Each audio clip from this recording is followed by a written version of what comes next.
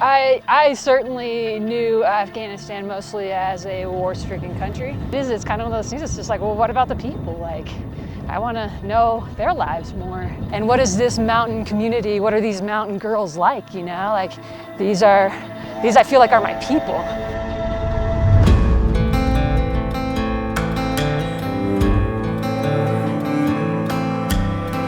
So the plan going into my trip was 2 weeks, spending mostly with a small group of the gals, and they were preparing to climb the highest peak in Afghanistan, which is a 24,000 foot peak.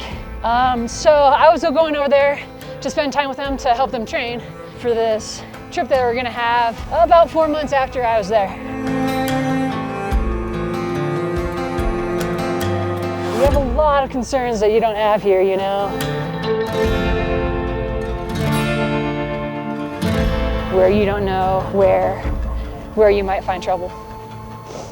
Because it's like a pretty scary thing for them to be out there as a group of women, kind of totally bucking the trends. It's very limiting in where you can go.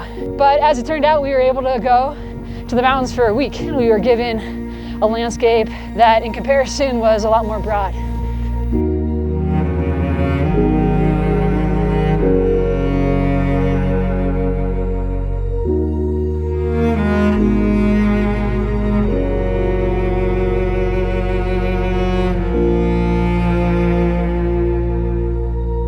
That's the power of the mountains for us and them, is when they're in the mountains, they are the most free that they can be because they're on their own and, you know, no one's around. And so they're free to be their own spirits.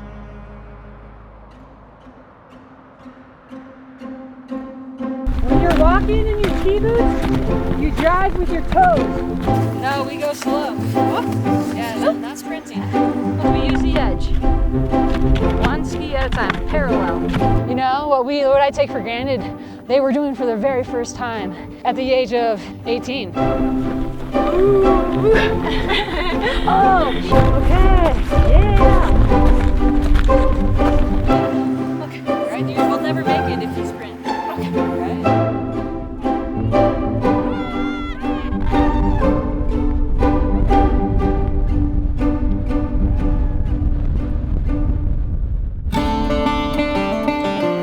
I guess I really learned how lucky I was to grow up with the freedoms I had in sport and being outdoors and even just going outside and playing. There was like no boundaries.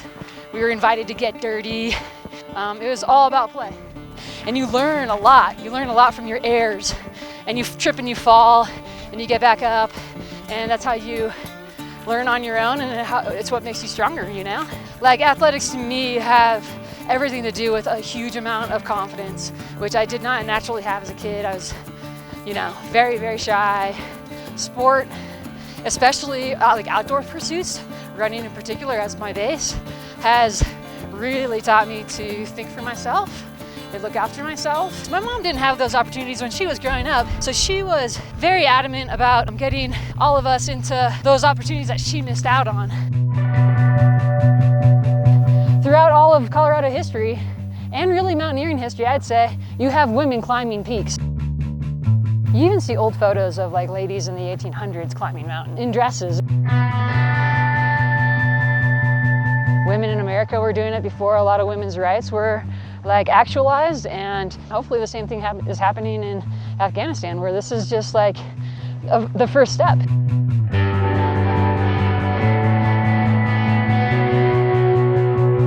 And these girls are just like so amazing because they really are like kind of like the very first generation of women that are beginning to build this confidence in order to do it for themselves and to do it for the future. So these things take time, and you have to start somewhere.